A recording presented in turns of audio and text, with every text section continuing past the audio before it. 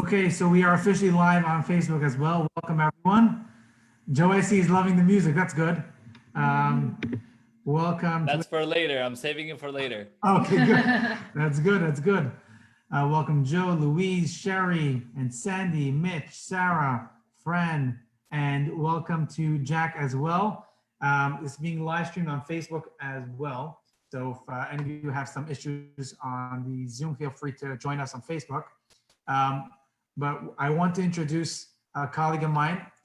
His name on Zoom is Rabbi Moshe, and Rabbi is because I believe Rabino is the way you say rabbi in South America. You got it. Is someone, I'm sure he'll give you the full background, how he came to do what he does today.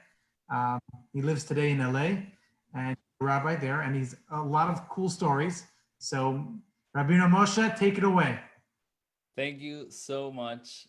1 second, I'm gonna make my video bigger. There you go. All right, everybody. Thank you so much, Rabbi Brooke and Mrs. Brooke, Rebbe Brooke. And thank you, everybody, for joining today. It's such a big pleasure, honestly, to connect with so many people through these virtual programs, especially when it comes to music, that it's a special way that we can reach beyond what we can see from the surface and reach directly to the soul. So let's say hello the Jewish way with the following song. If you know it, sing along with me. It goes like this.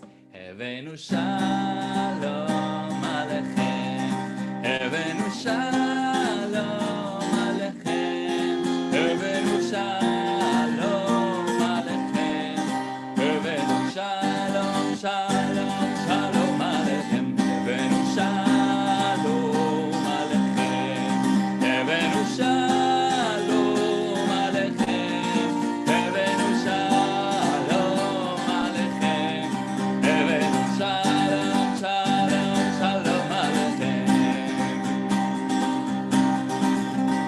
Shalom Aleichem, everybody. Shalom Aleichem to all my friends. As I said before, it's a very big pleasure to be here. Thank you so much, Rabbi Brooke, again. And today, well, we're trying to connect. And I gotta be honest with you, I perform live, and I've been doing since the situation that we're now. I've been doing more virtual programs, and it's hard because I'm just talking and I can't really hear you, and if we unmute it, it's just gonna be a balagan, as we say in Hebrew. It's gonna be a mess. So but it's a little bit hard, but at the same time I'm very happy I can see your faces. So if you don't mind, you can enable your cameras, and that way I can see if you're there. I can see pretty much everybody has their cameras. I love that. So I can see you and we can connect at least face to face, this virtual way. So this gathering, there is an idea that there's a word that it's referred to in Yiddish. It's called Farbrengen. Farbrengen, it means a gathering, and the Hasidim throughout all, since the beginning of the history of the Hasidic movement, we always try to gather with each other and connect with one another through songs, through stories, trying to encourage each other. So I want to tell you a story about a Jew. His name is Chaim, and he was a Jew that didn't really have so many means. He was not so blessed in his business, but nevertheless he was a happy person. And he was already in his older age, and he had to travel from town to town, in the old country, in Russia, a couple hundred years ago, and he had to go from town to town to try to make his livelihood. He had to buy something in one town and then sell it in another, and that's how he made his livelihood. Now, in those times, if you didn't have the opportunity to rent a horse and buggy, the way that you will go is with your own feet. You will have to travel by walking and, hope that someone maybe will give you a lift. So you can imagine in the cold, freezing cold winter of Russia, Chaim had to walk in these frozen streets with snow and the freezing cold that reaches to the bones. And there was one rule that it was known when you travel by foot, that you're not allowed to sit down in the side of the road and rest, because there's a danger. If you fall asleep, you will freeze to death. And Chaim is walking, and he's walking, and he's walking and walking in the freezing cold. And he can't do it anymore. He can't stand it. He says to himself, I'm just gonna sit down for a couple minutes. Nothing is gonna happen. I'm not gonna fall asleep. And Chaim sits down, and he falls asleep. Without realizing, he closes his eyes, he falls asleep. But suddenly, he feels under him that something is moving, and he wakes up, he stands up, he opens his eyes, and he realizes there's a man under him moving. And he quickly takes all the sand out and starts warming up this person and trying to bring him back to life, and warming him up and shaking him and yelling at him. And after several minutes, this man opens his eyes, and it takes him some time to come back to reality and realizes what happened. He was about to freeze to death. And when he looks at Chaim, he tells him, my dear friend, you saved my life. And Chaim looks at him and tells him, no, you saved my life. Because if it wouldn't have been because of you that I worked so hard to try to warm you up, I would have also frozen to death. My dear friends, that's what a Farbrengen is all about.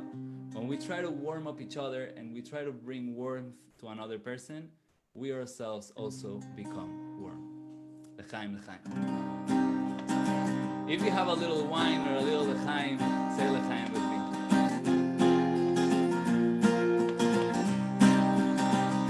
Adon olam asher malach b'terem kol yirtzu livrach et nasa v'chetzo kol asay melech shemo nikra Adon olam asher malach b'terem kol יצאו נברא את נסע בארצו כל עשי מלך שמו נקרא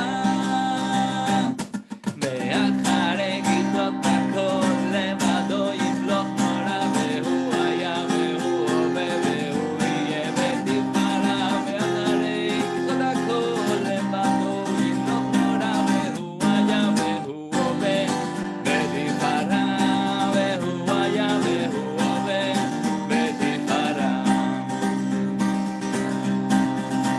אדון עולם אשר מלך בטרם כל יצור נקרא את נסע בארצו כל עשי מלך שמו נקרא. Alright, this song has no lyrics, but you probably know it. It goes like this.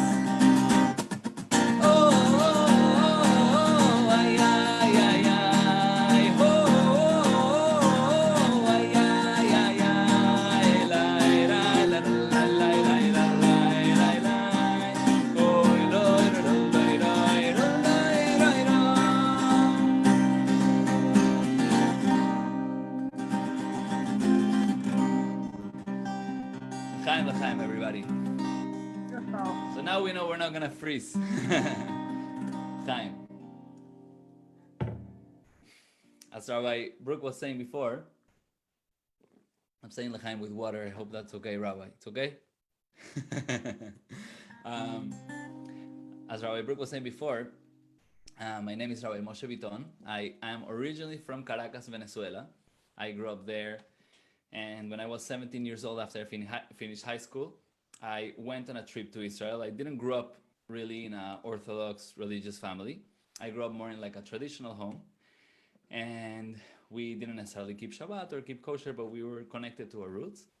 And I went to Israel for a year with a bunch of friends. And in that trip, something sparked. I don't know if someone here had the opportunity to go to Israel. If you did, you can raise your hand. It was something that I felt in Israel that really gave me this strong connection to my Jewish roots and made me feel and realize that there's something more to my Judaism than what I've had experienced until now. So I wanted to delve a little bit deeper. And I went to, when I came back, I left Venezuela with a big afro. Yeah, I was hippie. I'm still a little bit hippie, but then I was even more. I had a very big afro and I left with my guitar in my back. And I came back with my kippah and my tzitzit and still my guitar in my back. And I came back, and my Rabbi Moshe, we want to see a picture of your afro. I'll find it. I'll find it. So as time went by, so I went back to Venezuela. I'll share a little bit later, more in depth of my story. But I went back to Venezuela, and after a couple months, I did a semester in university, and then I realized that I really wanted to delve a little bit deeper in my Jewish roots. So my idea was to go to learn in yeshiva, like the place where you learn more about the Torah and you learn more about Judaism. And my idea was to go for 2 months. I went to New Jersey, in Morristown, New Jersey. And guess how much time I actually ended up staying? I stayed up for 7 years. I went for 2 months and I stayed for 7 years. Yeah, I know, it's a little bit crazy. My mom thought that too. And it was, honestly, it was amazing. I became a rabbi, and after that, after getting married, I'm doing like fast forward of my story. After getting married, we stayed for a year in Morrison, and then we went to Costa Rica. Actually, I was a rabbi in Costa Rica for 3 years. Beautiful experience, amazing. And then we had to come back here to United States for different reasons. We had to come back. I know you're asking yourself, why would you leave Costa Rica? It's such an amazing country, right? But yeah, it was, honestly, it was a great experience, but we had to come back. My wife is from here, from Los Angeles, and I'm here. I work as a rabbi in the Persian community, and I recently discovered that I can use my musical talents. I mean, I always knew the music has a special power, but I can use the music that I always had and use it as a tool for connecting with other people to try to bring more life and warmth. And that's basically how I got here and connecting with you. So l'chaim, everybody. I'm gonna sing a couple songs. If you don't know this song, it's okay. If you know it, sing it with me. And this song is about the connection and the love that we have for one another. Hine ma tov u'manayim. How beautiful it is to sit down together and to enjoy, you know, this moment of connection between one another. It goes like this.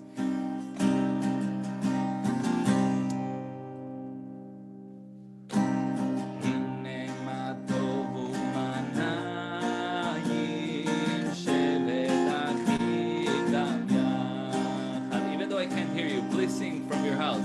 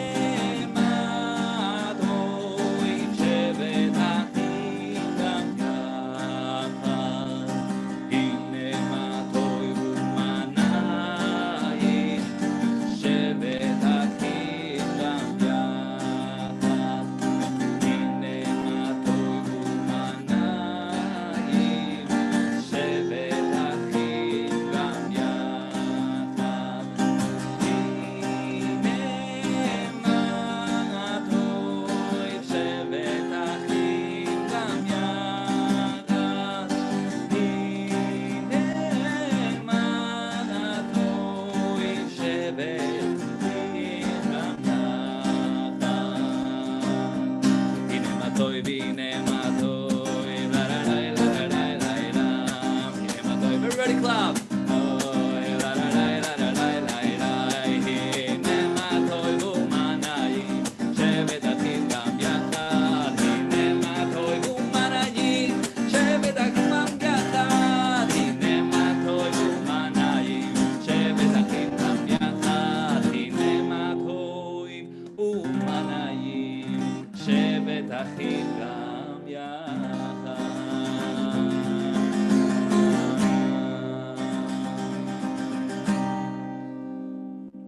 L'chaim, l'chaim, everybody.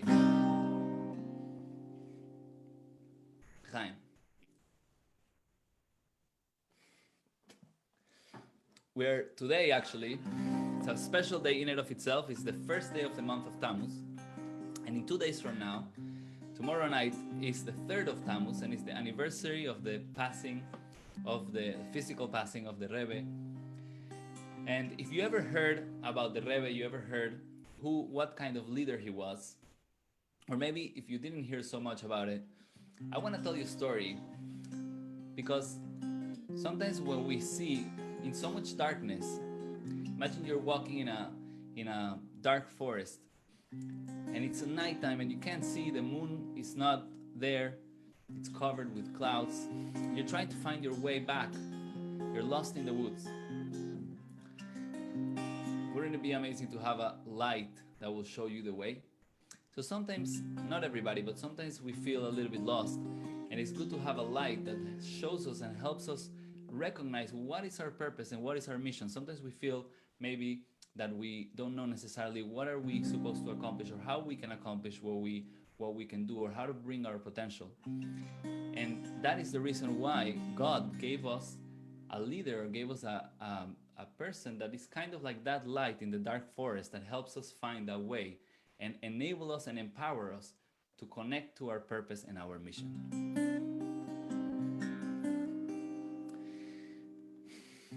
So there's a story about the fifth Rebbe, the fifth Chabad Rebbe. His name was Rabbi Shalom Dovber. And he was walking together with one of his disciples. His name was Monis, was his name.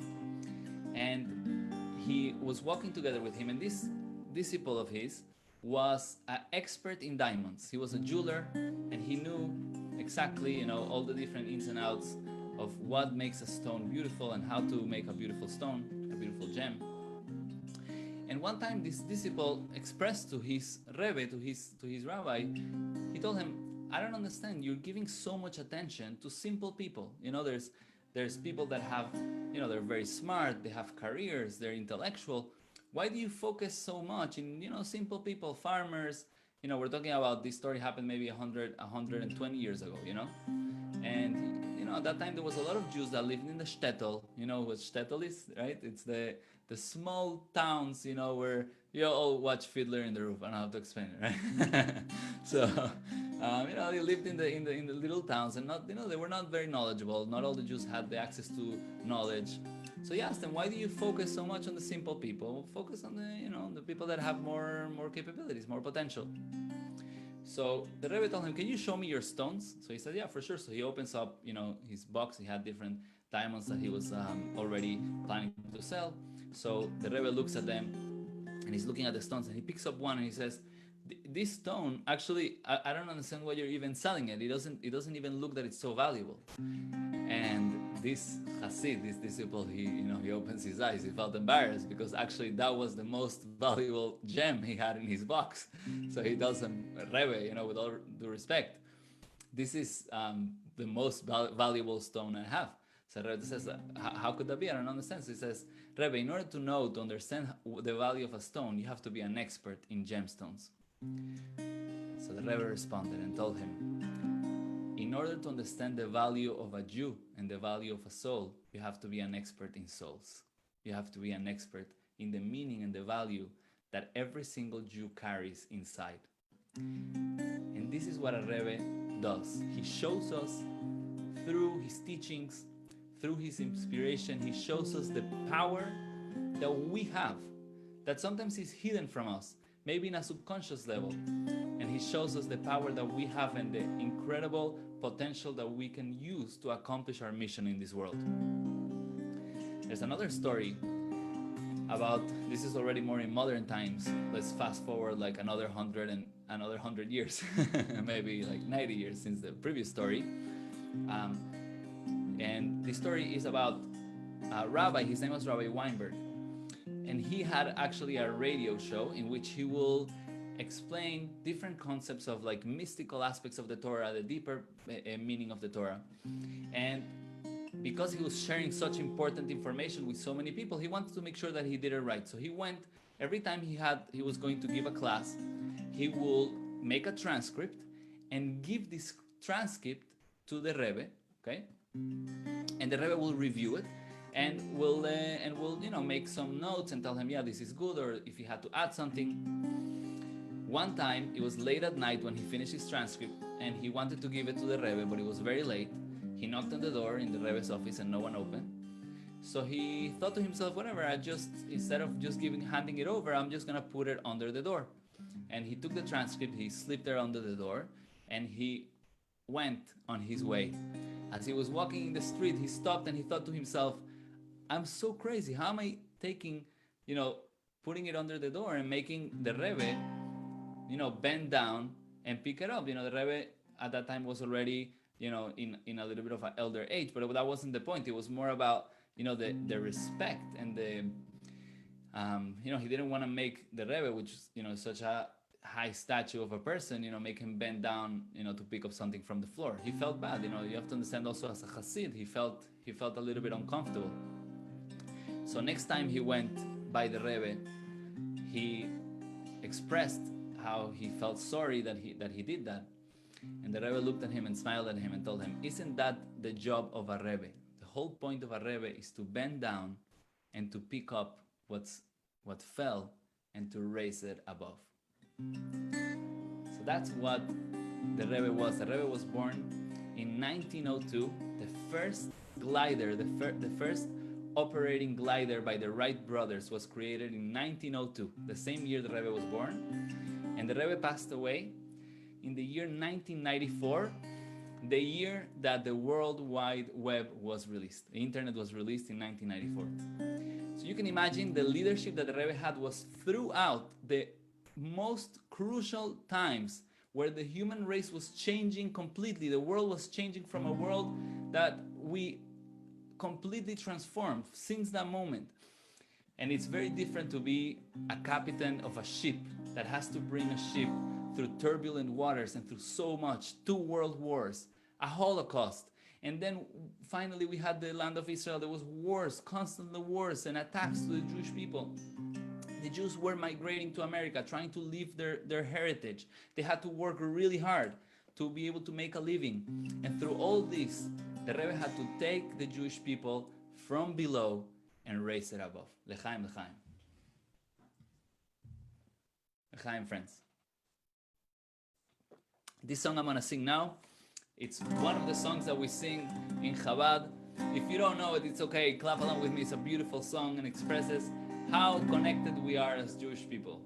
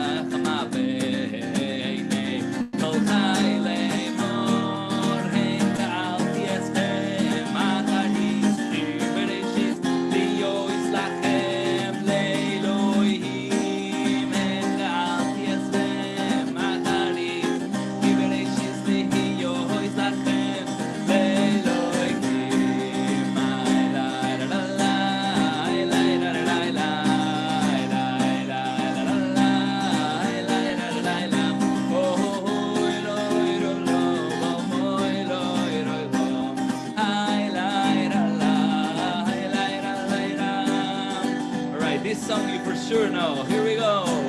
David, Melech Israel, Chai, Chai, Vekayam. David, Melech Israel, Chai, Chai, Vekayam. David, Melech Israel, Chai, Chai, Vekayam. David, Melech Israel, Chai, Chai, Vekayam.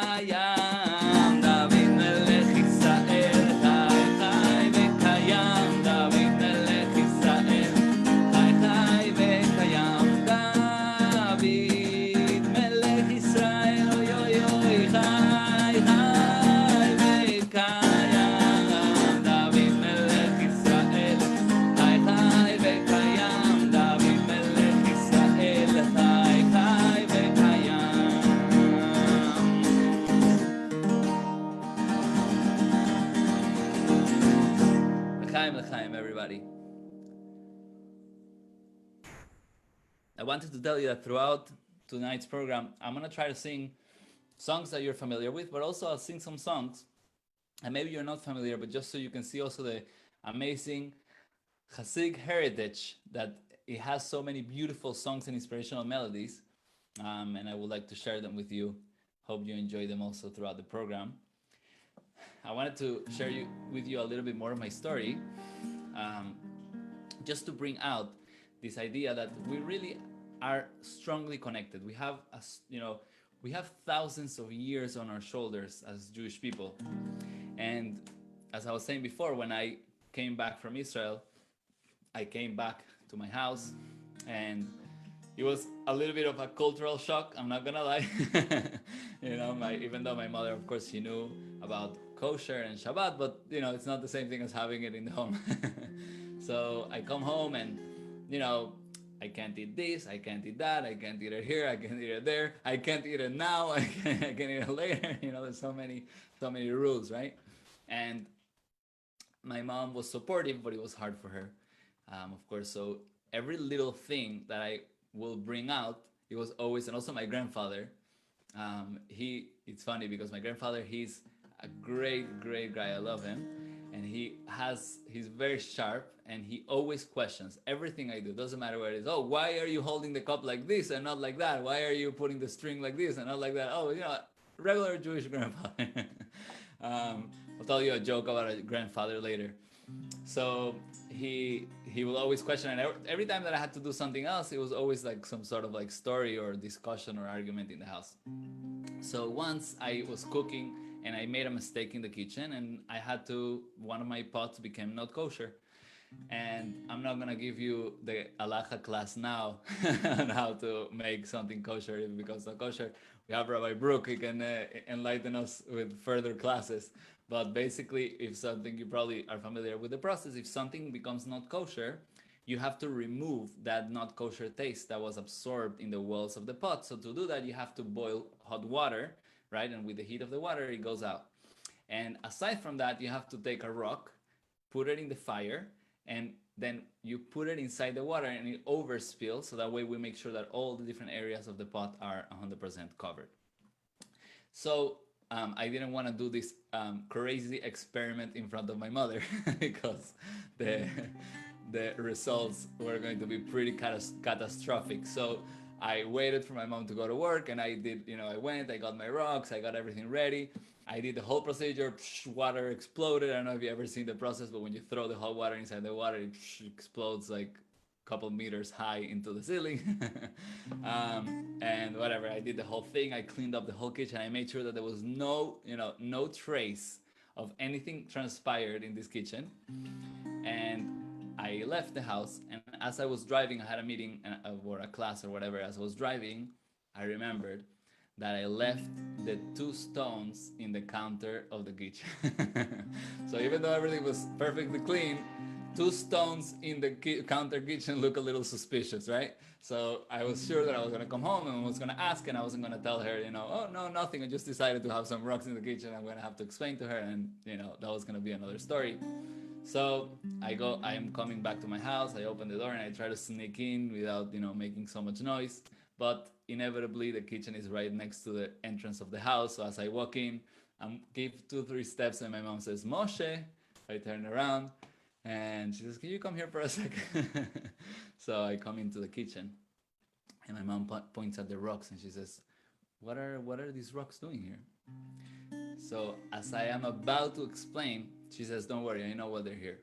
You have them here because you had to make something kosher. And I didn't know if that made her better or that made her worse. So I was like, well, yeah, that's what happened. And she tells me that when she saw the rocks, it made her feel nostalgic. She says that when she was a little girl, she will go to her grandmother's house. My great-grandmother, she was from Poland, and they left Poland before the Second World War, Baruch Hashem. And she arrived to Cuba, actually, so my grandparents are Cuban. And she kept kosher in her house. After Cuba, they moved to Venezuela. So she kept kosher in her house, and she always had 2 rocks in the kitchen just in case something happened. She didn't have to go to the front yard and get rocks. She always had it there. So my mom told me this made me feel like at home. It made me feel good. So I told her that what I realized at that moment was that, she's been telling me that I am doing all these crazy things, like I'm going away from my family's tradition. I told her, actually, I'm coming closer to who we are. I'm coming closer to, this is where we really come from. Having the rocks in the kitchen is not weird. This is where we come from. So at that moment, we both came out to this realization, and my mother really had tears in her eyes. It was a very powerful moment. So this is something that I feel that the Rebbe teaches every single Jew, that no matter where we are, no matter where we're holding in our journey, no matter where we're holding in our path, we always have this intrinsic connection. We always have this heritage that is hidden somewhere. It might not be hidden, might be revealed, but even if it's not revealed, it's always there, and it's just waiting for it to come and express itself. L'chaim, l'chaim.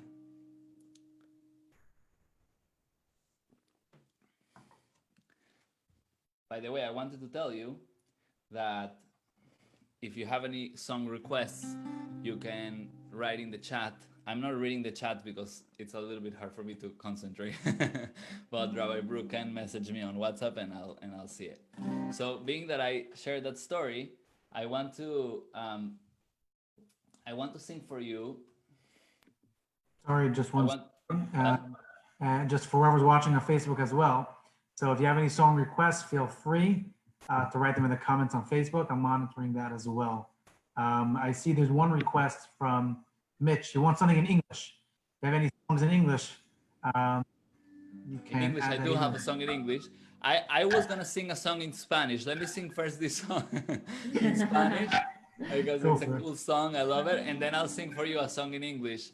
I have a couple of those that we can sing. This song is called Cuando el Rey Nimrod. Does anybody know this song? This is something that I actually sing. I'm not sure if you can remember. This was in January or February.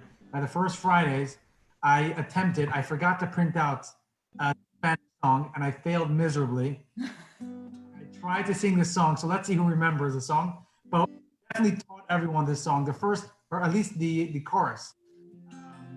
So yeah, I think some of you will be familiar with it. Okay. I'm gonna sing it, and you can, I can post the link with the lyrics. Would you do that? Should we do that? Yeah. I'm gonna post it right now. I'm going to 1 second.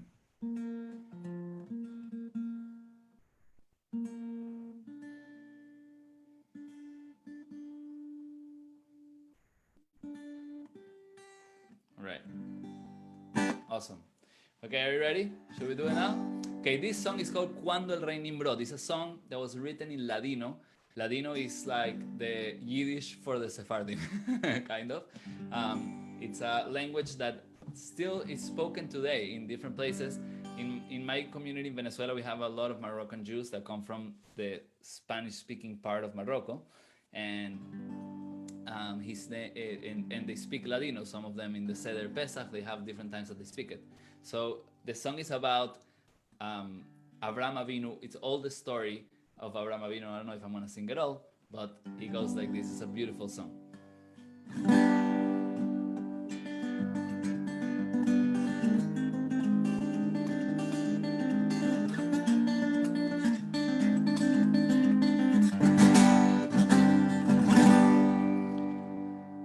Cuando el rey Nimrod al campo salía, miraba en el cielo, en la estrellería, vida una luz santa en la judería que había de nacer.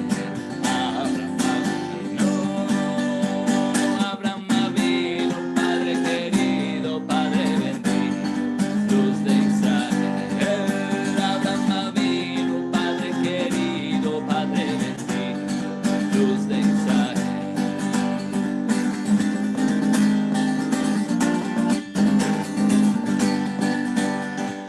Luego a las comadres se le encomendaba que toda mujer que preñara quedara, si paría un hijo al punto la matara, que había de nacer.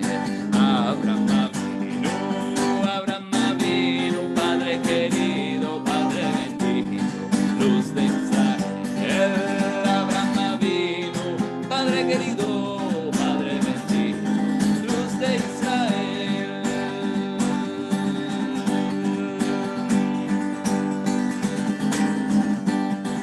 La mujer de Tera quedó preñada y de día él le preguntaba de qué tenés la cara tan demudada. Ella ya sabía lo que tenía. Abraham vino, Padre querido, Padre bendito, luz de Israel. Abraham vino, Padre querido, Padre bendito, luz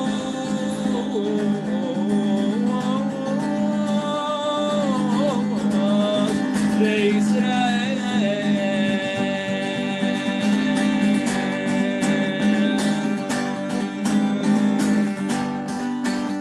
En 9 meses quería parir, iba caminando por campos y las viñas, a su marido tal ni le descubría, tocó una mea, allí lo paría. Abraham vino, Padre querido, Padre bendito, luz de Israel.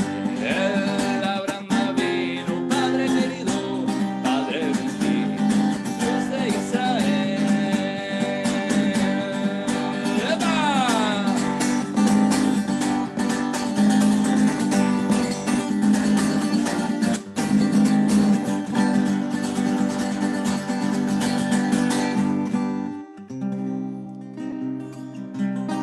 L'chaim, l'chaim, everybody. L'chaim. I hope you enjoyed that. It's a beautiful song. I love this song, and it brings me back, to the memories. In Venezuela, we have a lot of our community is a beautiful community. We have Ashkenazi Jews from Poland and from Germany and from different parts. We also have Jews from Morocco and from Turkey and from Melilla, from Spain, and we have a beautiful mixed community. So I know how to cook both Ashkenazi food and Sephardi food. So yeah, there is a beautiful story about. It's a beautiful story I want to share about this concept of we have Rabbi Brook here, and many of you know Rabbi Brook, and he's so dedicated to his community. And you ask me, how do I know? I might not know Rabbi Brook so much, and I don't know how much what he does, but I'll tell you how I know, because Rabbi Brook comes from a Chassid. He's a Chassid of the Rebbe, and the Rebbe was he encouraged so much every single person and every single follower that he had, that he himself should be a leader, and that he himself not only should assume leadership in a way of like, I am the rabbi and I'm here to be a rabbi, but rather he should assume his position of being 100% there for every single Jew. And I am 100% that you have experienced that from Rabbi Brook. So let's say l'chaim for Rabbi and Mrs. Brook. L'chaim, l'chaim. Thank you so much for everything you do. L'chaim.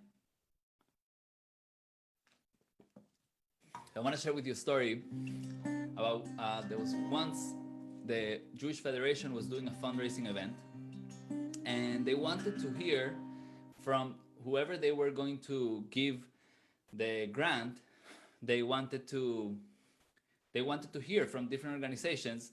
Sometimes they will just have a meeting and decide who gets the money, but this time they wanted to hear from the organizations to give an exposition of what they do and why should they get the grant not more than the other, but why do they need the money. So you can imagine many organizations, I don't remember exactly which state was this held on, but many organizations, they prepared lengthy expositions, and they had, presentations and videos and testimonials and many different things explaining why the organization is so needed and so important. One of the rabbis that had the platform to expound on his organization was a Chabad rabbi, and he goes up in the podium, he goes up to stage, and he doesn't have a presentation, and he doesn't have a video, he doesn't have testimonials, Not because he didn't prepare, don't worry. He just said the following. He said like this. Why is it that if someone, God forbid, has to go through a surgery, and it's a surgery that, has some risk, he has to make sure that whoever is performing this surgery is the most skilled surgeon out there. Does all the research, he finds out how many times did he perform this surgery, and he asked other doctors for their opinion, and there's so much research involved. And then, when the time comes, he feels more secure because he found out that this person that he's kind of putting his, not necessarily his life, but his health into his hands, in a sense, he's skilled enough to be able to perform it properly without any risk. But when we go on a plane, which it's also very risky, we all trust in the pilot. We don't try to find out what's even his name. We just trust, the airline, they appointed a pilot. We assume that he's skilled enough to fly the airplane, no problem. And we just go in, we don't even know the name, we don't even know if he's good or not. We just, and there's also a risk involved, right? So the rabbi said like this: the difference is between the surgeon and the pilot, that the surgeon, he performs the surgery, but then after the surgery is done, he goes home and, hopefully everything went okay in the procedure. But a pilot, he is in the plane with you. If there's any risk, he's taking the risk with him. If everybody goes down, if the plane goes down, he goes down with the plane. So the rabbi said to everybody listening in his exposition, he said, this is what Chabad is all about. This is what we are all about. We are a type of leader that we are in it 100% together with our communities, and we are in it there for every single person, no matter what, whether he's down or he's up. We are 100%, and if everybody goes down, we go down with everybody, because the idea is that the Rebbe taught us that we have to be there. And this is not just about, as individual, as a rabbi or as a leader. Every single person that is here tonight can and has the potential, and sometimes we can even say that has the obligation, in a sense, or the responsibility, let's say like that, to he himself be a leader and encourage, and as we said at the beginning, to warm up another person to connect more with their soul, to connect more with their purpose, and to connect more with their Jewish roots. L'chaim, l'chaim. I want to sing this song that, this is a song that it's a song that but you probably never heard it the way I'm going to sing it tonight.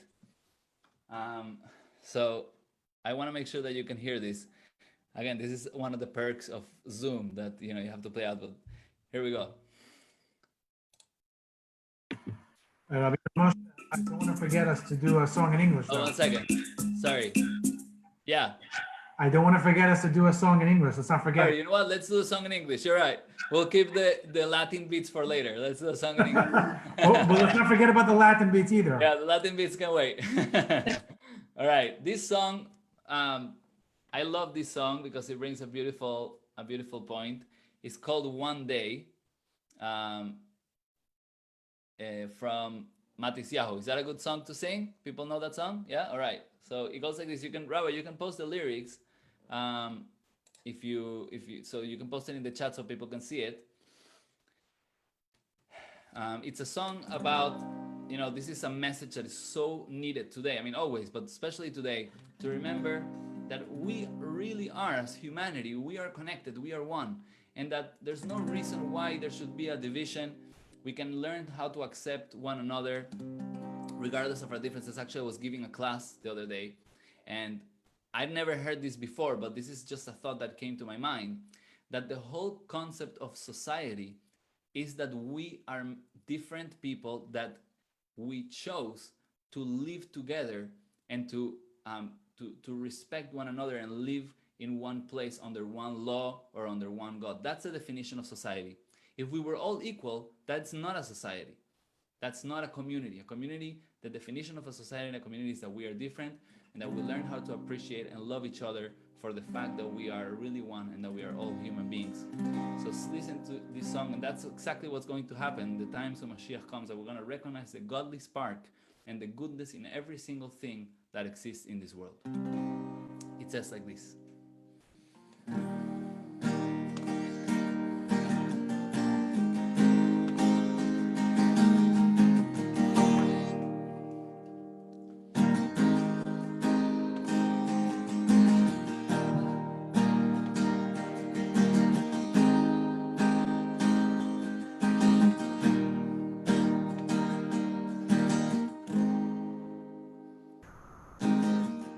Sometimes I lay under the moon and thank God that I'm breathing. Then I pray, don't take me soon, 'cause I'm here for a reason. Sometimes in my tears I drown, but I never let it get me down. So when negativity surrounds, I know someday it'll all turn around. 'Cause all my life I've been waiting for, I've been praying for the people to say that we don't wanna fight no more.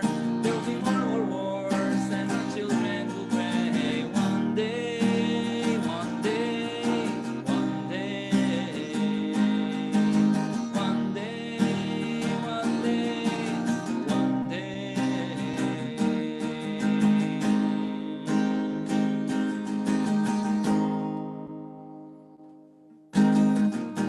It's not about win or lose, 'cause we all lose. And when we feed on the souls of the innocent, we'll drench pavement, keep on moving till the water's still raging. In the maze, you can lose your way, your way. It might drive you crazy, but don't let it face you. No way, no way. Sometimes in my tears I drown, but I never let it get me down.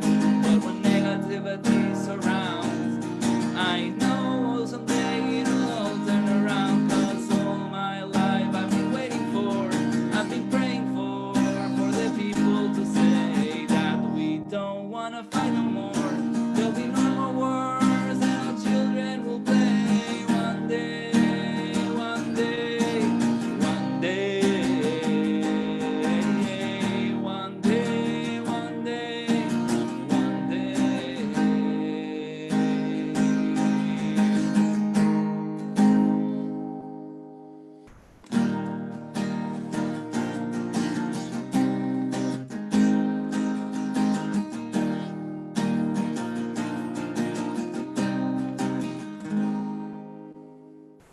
L'chaim, l'chaim. Chaim. If you know, never heard that song. It's a beautiful song. His name is Matisyahu. You probably heard of Matisyahu. He's an amazing singer. And yeah, it's a beautiful song. Thank you so much for suggesting it. Again, if you have any other suggestions, you can write it down on the chat and Rabbi Brook will let me know. Are we ready for the Latin beats, or you want to hear another story? All right, let's do that also.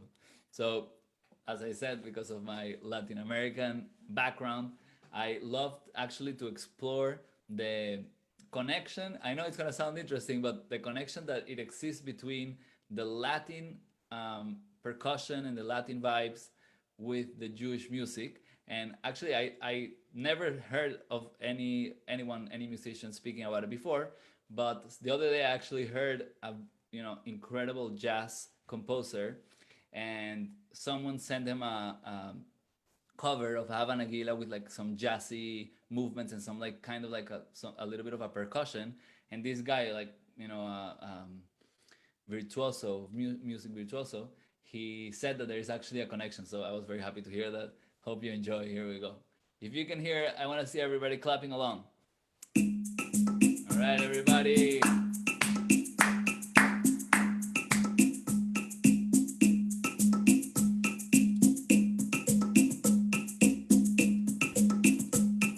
You can hear that, right? All right, everybody, here we go.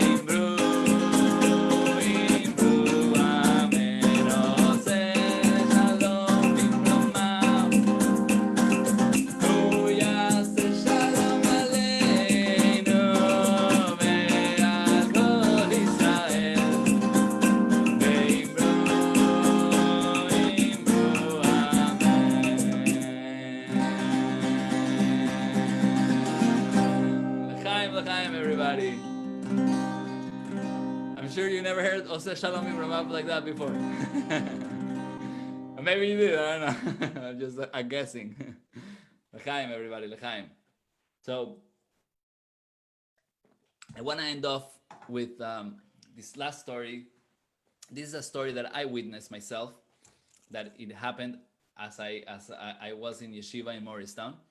And we spoke a little bit about tonight about the power that the Rebbe had to, the expert of the soul. The Rebbe knew exactly the value of every soul, like an expert in diamonds knows the value of every diamond.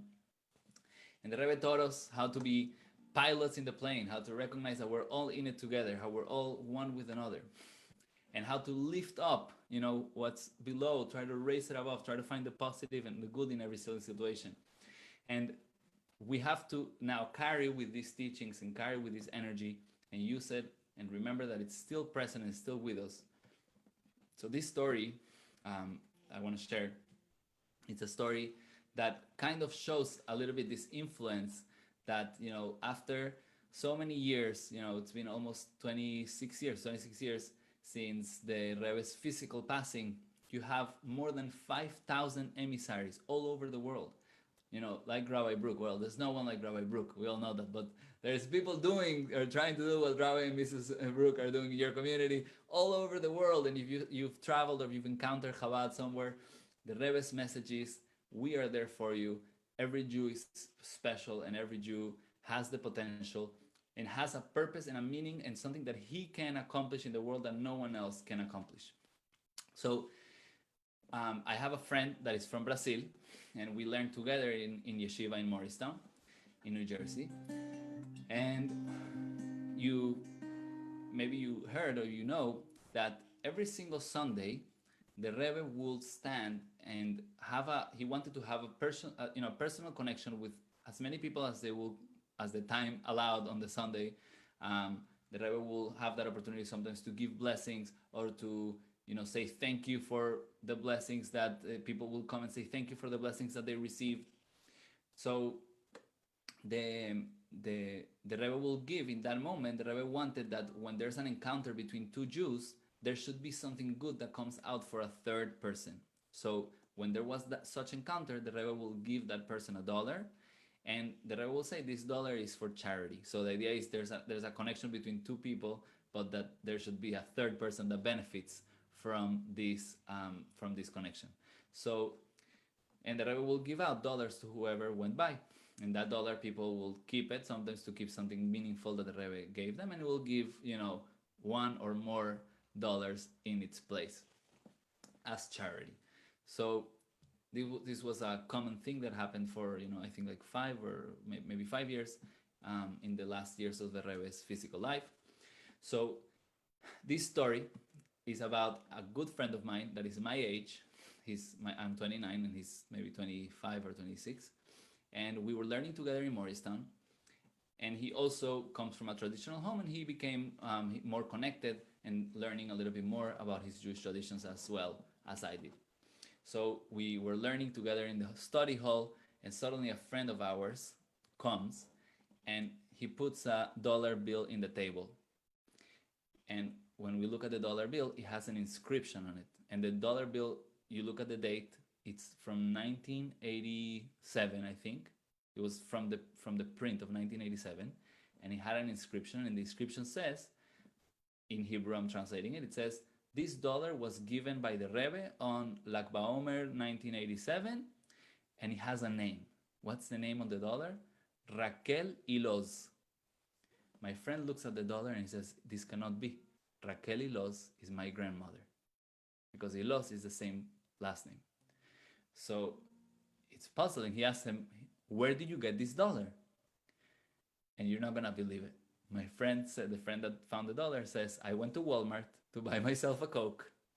I paid with a $5 bill. They gave me $4 back, 4 singles, and one of those singles was this dollar in Morristown. So my friend, of course, is puzzled of this whole situation. That in and of itself, that the dollar ended up in the hands of this guy that we knew, that in and of itself is crazy. But he's trying to figure out how did my grandmother meet the Rebbe? He didn't recall any such encounter. So he asked his father, And his father says, this cannot be. Your grandmother never went to New York. So my friend is like, well, so who could it be? And I was there with him as he was trying to investigate the proceedings of this dollar, where it was coming from, the origin. So he says, well, what could it be? So they asked the uncle, and the uncle said, I'm not sure, I'm going to find out. So they asked the Chabad rabbi, their Chabad rabbi in Brazil, in Sao Paulo, and his name is Rabbi Ashkenazi. Rabbi Ashkenazi said, I am not sure myself, but I'm going to ask my father, his father is already a elder person. He was a rabbi, then in Sao Paulo, and he knew my friend's grandmother very well. So he asked his father, and he says, actually, my wife, meaning, let me just make sure that we're on the same page here, the rabbi my friend's rabbi in Brazil, so his father, right, was a rabbi at the time when his grandmother was alive. His grandmother had already passed away, and the wife of the rabbi, of the elder Rabbi Ashkenazi, Rabbi Ashkenazi Senior, his wife was a friend with my friend's grandmother. So he asked them, and basically what happened was the following. My friend's grandmother in 1987 wasn't feeling so good already for a while. So Rabbi Ashkenazi's wife, I don't remember her name, that's why I refer to her like that. I don't remember the name. She went to New York, and while she was in New York, she went by the Rebbe to receive a dollar, and she requested a blessing for my friend's grandmother. And she wrote down in the dollar that she received that this dollar was meant to go to the hands of Raquel Ilos. And when she came back, she gave it to Rabbi Ashkenazi. And Rabbi Ashkenazi put it in a bag where he had all the dollars of the Rebbe, and he was going to give it to my friend's grandmother. But the whole bag of dollars got stolen from Rabbi Ashkenazi in Brazil more than 30 years ago. The bag got stolen. Now, 30 years later, one of these dollars somehow ended up in a Walmart in Morristown, and a friend was exactly at the moment where that dollar bill was in the top of the cashier, and the dollar made it back 30 years later to its original owner.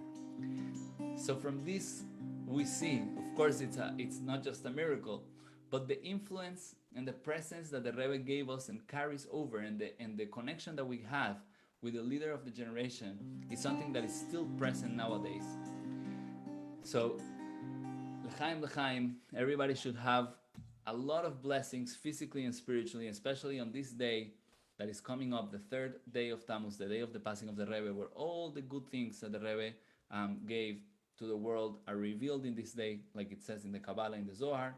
And we should try to connect with our identity, connect with our Jewish roots, and try to express it in simple, practical ways. L'chaim, l'chaim, everybody.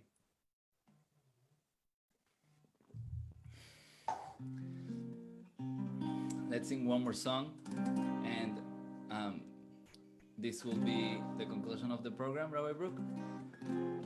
All right, let's sing one more song. Anybody has any special requests? Feel free to unmute yourself or write in the chat box, whatever it is. I have a song. Maybe you know this song. You know what? Actually, I'm going to sing a different song. This song is a song that the Rebbe himself taught, and it's called Sama Lecha Nafshi. It's a very powerful, powerful song. Maybe you don't know it. After this one, I'll sing a song that you do know, but I want to sing this song so you can get a feel of a very powerful melody that the Rebbe himself taught, and it goes like this.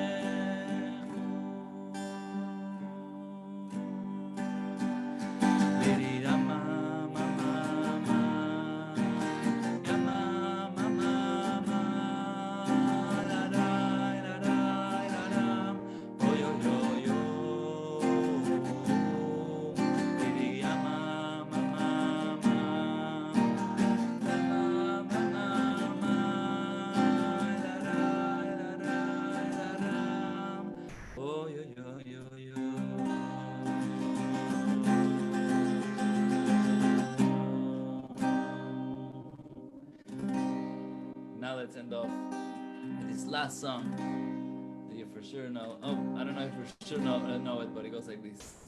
כל העולם כולו גשר צר מאוד, גשר צר מאוד, גשר צר מאוד. כל העולם כולו גשר צר מאוד, גשר צר מאוד. This song is about how the whole world, it's a very small bridge. We're trying to go through all the different challenges and things that the world presents. But the most important thing is remember to have faith, to remember that you have a special soul, that you have a potential, you have a purpose and meaning in this world. And if you exist and you're alive, that means that God believes in you. And we should have that same trust and that same belief in our hearts.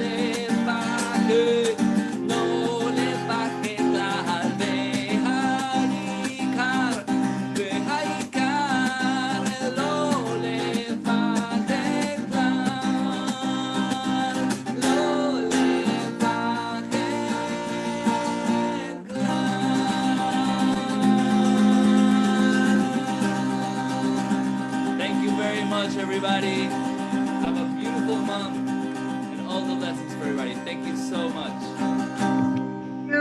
Thank you. So much. Loved it. Loved it. Rabbi Moshe, that was awesome. Awesome. L'chaim.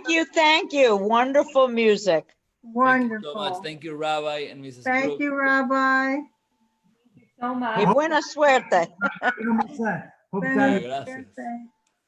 Mucho gracias. L'chaim. Y buena suerte.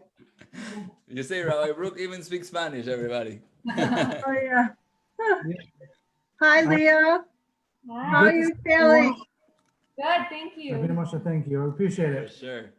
All right, Un everybody. placer, un placer. Un gran placer a todos. Gracias. Igualmente. L'chaim. See you all. Take care. So great to see you all. Thank you very much for a lovely, Thank you. lovely It was concert. beautiful. lovely evening. Beautiful concert. I loved it. Beautiful. Thank you, Rabbi. Good. Thank you, Rabbi. Sure. Thank you all. Thank so you to both rabbis. much. Yeah. Let's see. Have a good one. Good night, everyone.